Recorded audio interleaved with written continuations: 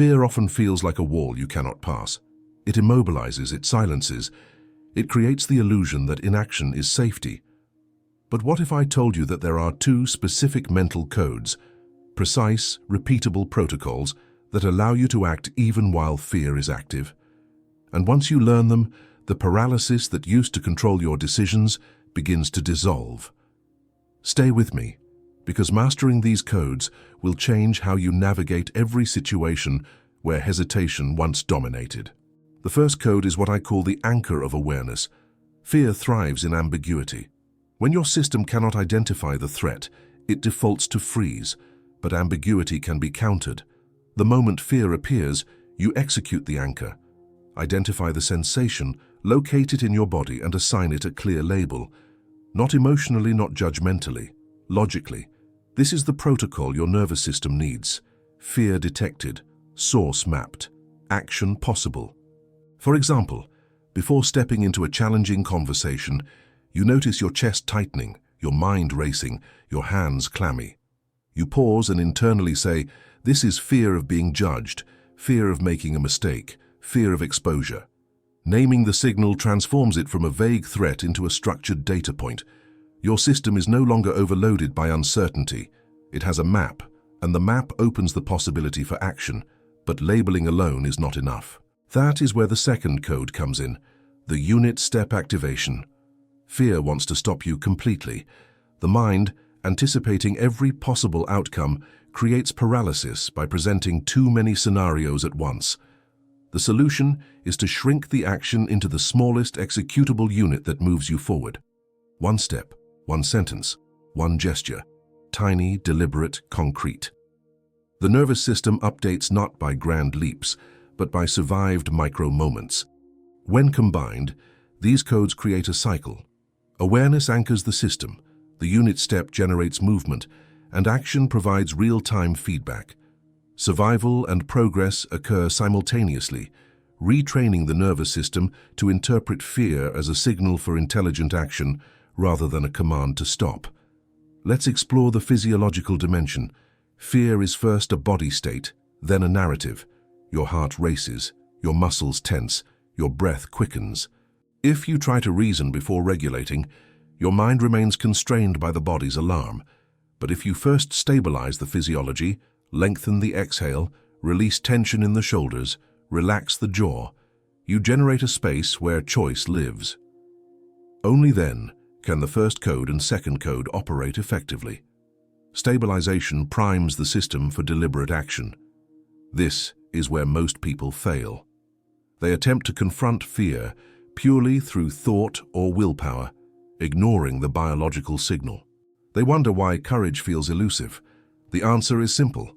The system is overloaded. The codes cannot execute until the physiological substrate permits it. Here is the subtlety. The two codes are not rigid rules. They are protocols, flexible, iterative, scalable. The anchor of awareness can be as simple as naming the emotion silently or noting it in a journal. The unit step can be a micro-action as small as sending a single message or taking one deep breath before speaking. The key is consistent execution, not magnitude of initial action. Over time, as these protocols are repeated, they alter internal predictions. The nervous system learns that fear no longer necessitates freeze. Each successful application, no matter how minor it feels, is an update. Threat detected, system capable, action possible. The cognitive and emotional systems begin to align, reducing the internal conflict that previously caused hesitation. Now consider a moment when fear has blocked you before. Approaching someone for feedback, making a career decision, confronting a personal boundary. Apply the first code, anchor awareness. Identify exactly what you are afraid of. Apply the second code, unit step. Commit to one micro-action toward the goal, no matter how small. Then regulate the body as needed. That sequence transforms what was once a wall into a manageable challenge. This approach changes the internal narrative as well. You move from, "I'm afraid, therefore I cannot," to, "I feel fear and I can still act." That cognitive reframe is critical. Fear persists, but its authority diminishes. It becomes a signal, a guide, rather than a jailer. The repetition of this process builds trust. Trust in your capacity to navigate fear. Trust in your ability to respond effectively under pressure. And here is the profound effect. Once these two codes are internalized, fear begins to serve rather than hinder. It highlights opportunities for growth, signals areas requiring attention, and mobilizes energy rather than suppressing it. You start to notice subtle changes. Hesitation decreases, decision-making accelerates, internal resistance weakens, and opportunities you once avoided now seem reachable. Small steps compound. Repeated application across diverse situations gradually reshapes identity, not dramatically at first, often imperceptibly, but steadily. The person who once froze becomes someone who moves deliberately, even when fear is present. The nervous system recalibrates, and action becomes habitual. Fear remains, but it is no longer controlling. It is informing. Now imagine the cumulative impact over months and years. A life where fear does not dictate timing. A life where decisions are made from clarity, not avoidance. A life where the body's alert signals are interpreted as guidance instead of commands to stop. This is not an abstract promise. It is a practical result of executing the two codes consistently, intentionally, and with awareness. And if you are recognizing yourself in this moment, take a simple action. Affirm internally, I can move with fear present. Repeat it as often as needed. Let it serve as a neural anchor, a reminder that the codes are active, ready for execution, and that hesitation is no longer default. The affirmation alone begins to prime your system for action. Finally, remember that mastery is not about the absence of fear. Mastery is about response. The codes give you predictable, repeatable strategies to act despite fear. They reduce internal chaos, align mind and body, and gradually rebuild self-trust. In doing so, they convert what once immobilized you into a tool for navigation, expansion, and growth. Stay committed to these protocols. Apply them in small, meaningful contexts daily. Reflect on each execution, no matter how minor. Track the micro-progress. These two codes are not tricks. They are structural interventions. When integrated into your nervous system and daily behavior, they transform fear from a barrier into a compass, guiding you toward the edges of your potential. Once these two codes become habitual, fear begins to function as a sophisticated feedback mechanism rather than a paralyzing force. Every sensation of apprehension carries information about your limits, your priorities, and the areas where your system requires calibration. The nervous system, once conditioned to freeze at ambiguity, starts to recognize patterns. Threat recognized, but procedures exist to navigate it.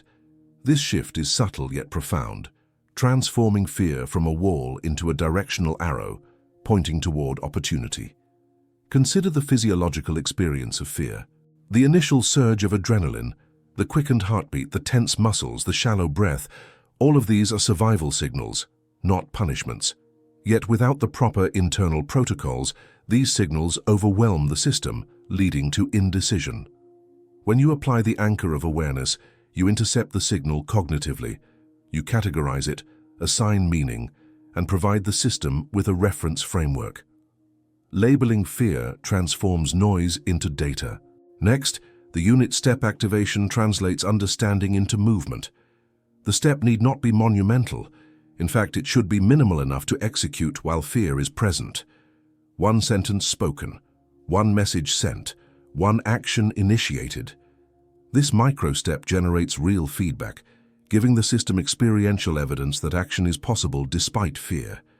Each completed micro-action is a neural update, reinforcing the internal protocol and diminishing the freeze response over time. It's essential to recognize the synergy between these codes. Labeling alone does not compel action.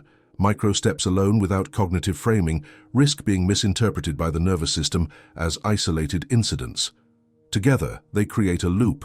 Recognition informs action and action reinforces recognition. The physiological regulation, such as slowing the exhale and releasing muscular tension, stabilizes the substrate in which these codes operate, allowing the nervous system to transition from reactive survival mode to deliberate engagement mode. This triad, cognitive labeling, microaction, and physiological regulation, is remarkably efficient. It converts what once felt like insurmountable fear into a structured sequence of operations, enabling you to navigate high-stakes scenarios with clarity. Over repeated application, the brain learns that fear does not necessitate immobilization. It becomes a signal that meaningful action is required. At this point, it's worth noting the broader implications of this practice. Individuals who integrate these protocols experience not only reduced paralysis in fear-inducing situations, but also enhanced cognitive flexibility, improved decision-making under pressure, and a more resilient emotional baseline. By consistently applying the codes, you cultivate a nervous system that anticipates and tolerates discomfort, shifting your baseline for what is perceived as manageable. What once triggered panic now triggers focused engagement. Another subtle but powerful consequence is the recalibration of internal narratives. Fear often carries implicit judgments. I am not ready. I will fail. I cannot handle this. Through repeated execution of the two codes, these judgments lose authority. They are observed as informational signals rather than definitive truths. Over time, this transforms self-perception. The person who once hesitated becomes someone capable of measured, confident action, even in the presence of fear. Practical application extends beyond immediate tasks. Professional challenges, interpersonal confrontations, public speaking, and creative endeavors all activate fear circuits. By implementing the anchor of awareness and unit step activation, supplemented with physiological regulation, these scenarios are approached methodically. The nervous system responds predictably, reducing cognitive noise and emotional overreaction, which historically contributed to avoidance or procrastination. Consider a scenario: presenting an idea to a critical audience. Previously, fear might have paralyzed speech or sabotaged clarity. By labeling the fear of judgment, fear of imperfection, the signal becomes intelligible. Implementing a micro-step, such as beginning with one concise statement, provides actionable feedback. Simultaneously regulating the body reduces sympathetic overactivation, allowing the mind to process and respond rather than react impulsively. This integrated approach transforms what was once a threat into a manageable challenge. Furthermore, the repetition of these protocols establishes a compounding effect. Each successful engagement reinforces the nervous system's confidence, gradually increasing tolerance for higher intensity fear stimuli. Over time, the amplitude of internal resistance decreases. Situations previously avoided are approached with deliberate, controlled action, resulting in expanded personal and professional capabilities. Fear becomes a teacher, not an oppressor. It is crucial to maintain consistency. The protocols are most effective when applied regularly, across contexts and with attentive reflection on outcomes. Each iteration is an opportunity to refine the process, calibrate internal signals, and strengthen procedural memory. The cumulative effect over weeks and months is a nervous system that operates efficiently under duress, supporting adaptive, confident action. Beyond personal efficacy, this practice impacts relational dynamics. By acting deliberately in the presence of fear, interpersonal trust and credibility are enhanced. Others perceive composure and intentionality, creating feedback loops that reinforce self-confidence. Fear no longer dictates reactive patterns in interactions. Instead, it becomes a contextual cue informing appropriate, measured engagement. Finally, these codes are scalable. The principles underpinning microaction and awareness labeling can be applied to increasingly complex challenges. Fear may intensify with scale, but the procedural framework remains effective. Each new context presents novel data, refining the nervous system's predictive models. The individual learns not merely to survive fear, but to harness it as a mechanism for informed, purposeful action. Through consistent application, these protocols restructure internal architecture. Fear signals are recognized, processed, and acted upon in a controlled sequence. Physiological regulation ensures cognitive and emotional clarity. Repeated execution reinforces self-trust and adaptability. Over time, hesitation diminishes, action becomes habitual, and fear transitions from paralyzing obstacle to guiding signal. The person who once froze now moves with precision, intentionality, and resilience, even when fear is present. As fear becomes increasingly integrated into your operational framework rather than an external adversary, your perception of challenges transforms. What previously registered as overwhelming now appears as a sequence of manageable signals. Each indication of fear provides immediate, actionable information. The nervous system communicates that a decision, an assertion, or a step is required. This reframing is crucial because fear's intensity diminishes when the system recognizes it as a messenger rather than a controller. Consider the neurophysiological mechanisms at play. Fear activates the amygdala, accelerating heart rate, constricting blood flow, and heightening sensory awareness. Traditionally, these signals are interpreted as danger requiring avoidance. By applying the two codes, anchoring awareness and executing a unit step, you intervene in this feedback loop. Cognitive labeling introduces clarity, unit steps generate actionable outcomes, and regulated breathing stabilizes autonomic responses. Together, they recalibrate the amygdala's activity and reduce maladaptive freeze responses. Repeated application results in neuroplastic adaptation. Synaptic pathways linking fear to inaction weaken, while pathways connecting fear to deliberate action strengthen.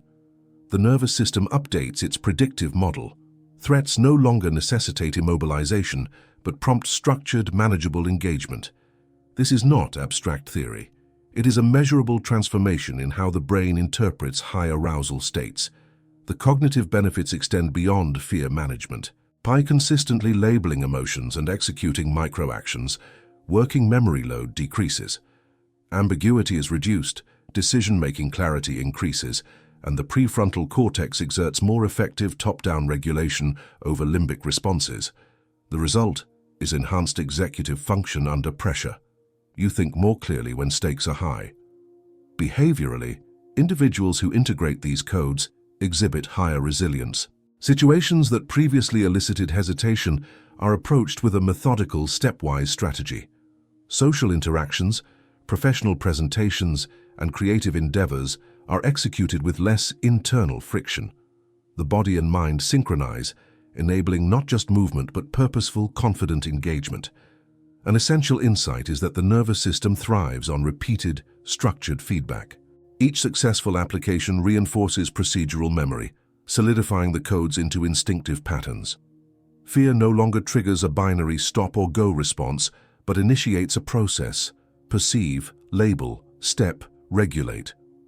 Over time, this sequence becomes the default operating mode, increasing overall efficiency in emotionally charged situations.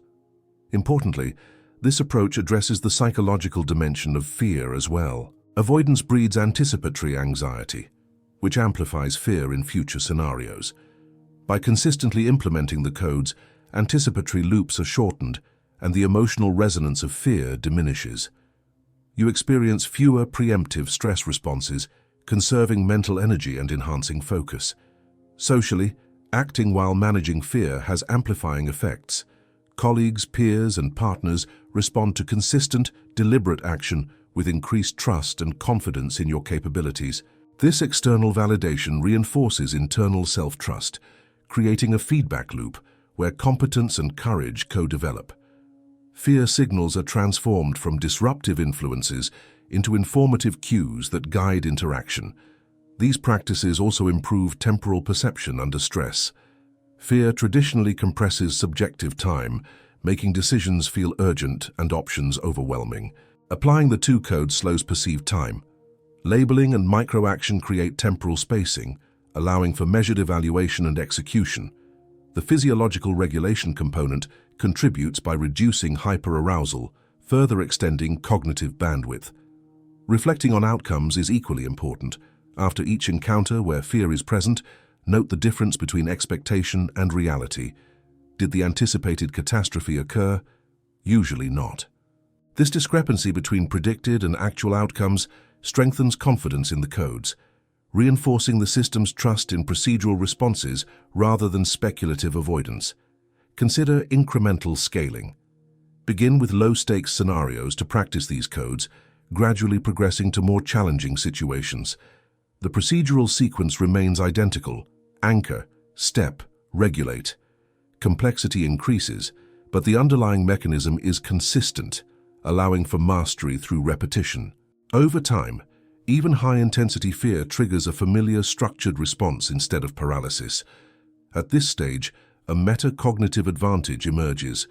Individuals gain insight into their fear patterns, recognizing recurrent themes and triggers. Anchoring awareness becomes automatic, micro-steps are intuitive, and physiological regulation is embedded in the response repertoire. The nervous system becomes predictive and responsive, minimizing surprise-induced freeze states. Emotionally, this approach fosters resilience. Experiencing fear without being dominated by it builds tolerance for discomfort, enhances patience, and increases psychological endurance. The emotional cost of challenging tasks decreases, leading to sustained engagement rather than cyclical avoidance. Motivation stabilizes because action is less contingent on fluctuating feelings of courage and more rooted in procedural consistency. Finally, the integration of these codes cultivates long-term strategic capacity. Fear is reframed as a real-time performance signal, guiding prioritization and risk assessment. Decisions that once required deliberation over days or weeks can now be approached methodically and efficiently. Cognitive clarity increases under pressure, stress responses are moderated, and adaptability becomes ingrained. Through persistent practice, the individual evolves from reactive avoidance to proactive engagement.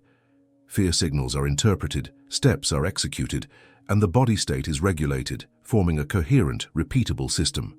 This system is resilient, scalable, and transferable across contexts. Life no longer pauses in the face of fear.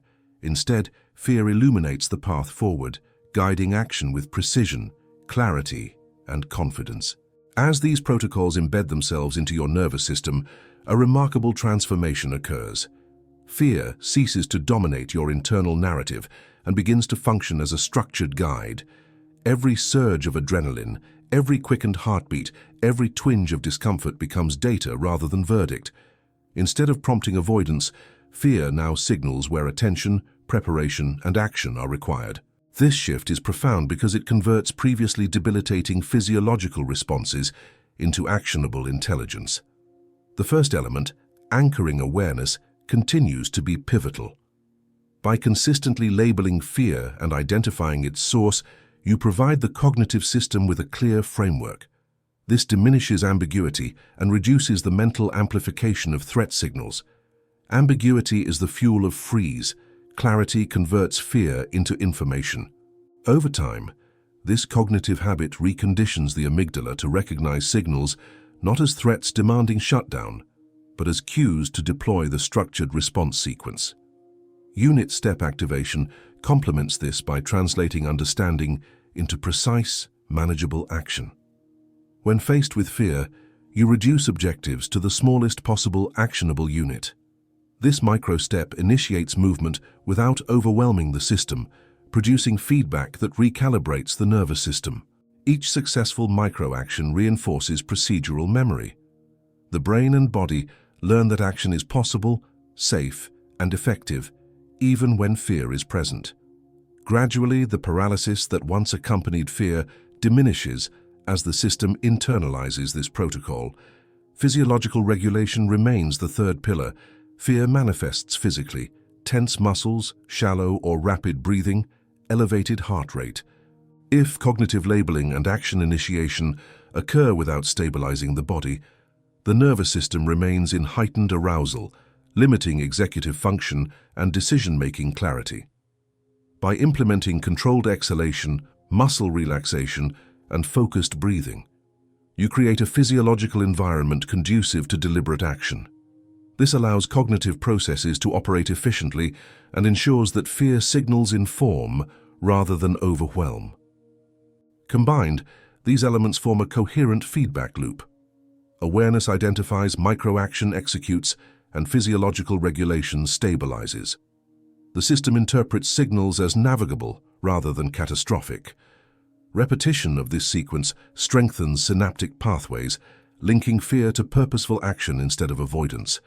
Neuroplastic adaptation occurs, leading to durable changes in behavior and perception. Moreover, the practice of these codes enhances emotional intelligence. By observing fear without being compelled to react impulsively, individuals develop insight into emotional patterns, triggers, and habitual responses. This metacognitive perspective increases resilience, allowing for adaptive responses across diverse contexts. Fear no longer dictates behavior, it informs strategic, intentional engagement. As the codes are internalized, confidence emerges naturally. Each iteration confirms the capacity to act despite fear, gradually reshaping self-perception. The identity of a person who freezes is replaced with that of someone capable of navigating uncertainty. This is reinforced not through external validation, but through consistent, reproducible internal experience. Trust in one's own system grows with each successful application. Importantly, these codes are scalable. The principles of anchoring awareness and micro-action can be applied from minor anxieties to high-stakes scenarios. Physiological regulation scales proportionally. The intensity of arousal may increase, but the structured response remains consistent. This enables application across social, professional, and personal domains, providing a universal framework for acting under fear. Cognitive clarity improves markedly. Labeling fear reduces working memory load and prevents mental loops of catastrophic thinking. Micro-actions provide tangible feedback, preventing rumination. Physiological regulation optimizes executive function, enhancing problem-solving and decision-making capabilities under pressure. Collectively, these mechanisms reduce cognitive noise and emotional interference, increasing efficiency in real-world performance. Over time, repeated engagement with the codes recalibrates anticipatory responses. The nervous system predicts that fear signals will be met with structured action, reducing the magnitude of stress responses in subsequent scenarios. Anticipatory anxiety diminishes, hesitation decreases, and behavioral flexibility improves. Individuals experience a higher tolerance for discomfort, translating into greater willingness to engage in challenging or novel situations. This process also influences interpersonal dynamics. Acting consistently under fear conveys competence, composure, and reliability to others. Social interactions are approached with deliberation rather than avoidance. Trust and credibility are enhanced, creating positive feedback loops that reinforce internal confidence. Fear no longer compromises communication or collaboration. It becomes a guiding mechanism for engagement. Importantly, the codes facilitate long-term growth by aligning action with personal priorities. Fear often signals areas of potential development or critical decision-making. By responding methodically, individuals leverage fear to identify meaningful opportunities rather than being hindered by it. Decisions become more deliberate, risks are assessed realistically, and strategic engagement becomes habitual. In parallel, emotional resilience is cultivated. Experiencing fear without immobilization strengthens tolerance for stress and discomfort. The nervous system adapts to repeated activation, reducing reactive intensity over time. This endurance under pressure allows for sustained engagement in high-demand environments, whether professional, creative, or interpersonal. Finally, mastery of these two codes transforms the experience of living with fear. Rather than being constrained by it, individuals integrate fear into their operational framework. Activation becomes informative, hesitation diminishes, and potential is accessed more fully. The person who once froze now acts with clarity, intentionality, and confidence, navigating fear not as a barrier, but as a compass directing toward meaningful growth and action.